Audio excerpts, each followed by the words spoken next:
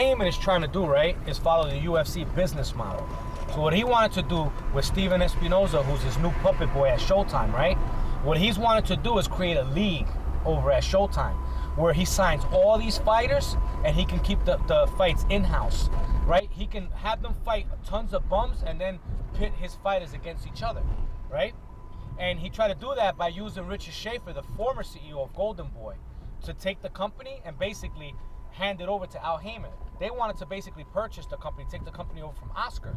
And what they did was they totally underestimated Oscar de la Hoya. Oscar cleaned up and took control of his company. And as a matter of fact, you could confirm the day in New York City when I told Oscar to get control back from his company from Al Haymon. Remember that? Yep, absolutely. So what happened was that backfired on him, right? And Richard Schaefer got fired and now is getting sued for $60 million. On top of that, Oscar hired one of the best lawyers in America for that guy by the name of Burt Fields. So I guess those plans have been, put on the shelf, or they got messed up. So that's what Haymon wants to do: keep signing all these fighters and have a league where he could be outside of Top Rank, outside of HBO, just be exclusive with Showtime because he's got Steven Espinoza in his pocket. You know what I'm saying? And create an own league of its own, which is not beneficial to boxing. Now, I've been telling everybody for the longest time that Al Haymon was no good for boxing. And now everybody's jumping on the bandwagon. Yeah. Now everyone's starting to see that. Why? Because you saw some bullshit fights like Danny Garcia versus Rod Salka. And now you saw Kid Chocolate turn down a career high payday of $1.4 million and relinquish his title belt. You know what gets me mad? This scumbag, Steven Espinoza, has the audacity to go on Twitter and be like, oh, why are people counting another man's money?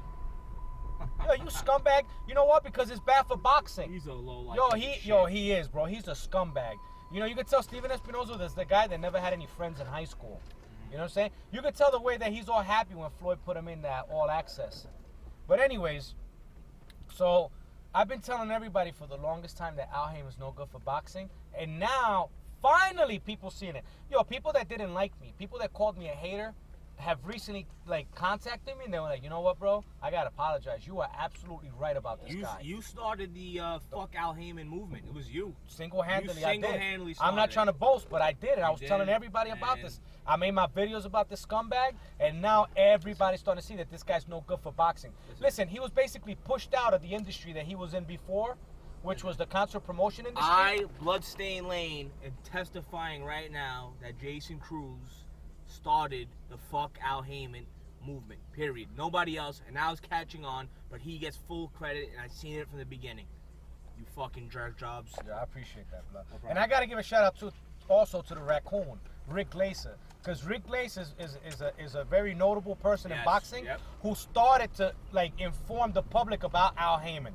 You know, the stuff that I was saying way before, nobody was listening to me because who am I but basically the most influential boxing fan in the world. Yeah. But aside from that, I don't really have much of a following, but Rick started to say these things and then people started to listen. Yep. So, you know what? I'm very excited.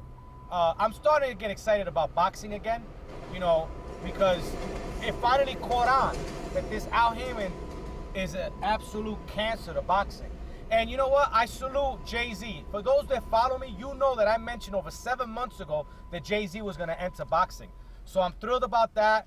You know, I'm glad that Jay-Z did what he did with this Kid Chocolate fight, that he outbid it, because it shows, you know, what a scumbag Al Haymon is in boxing.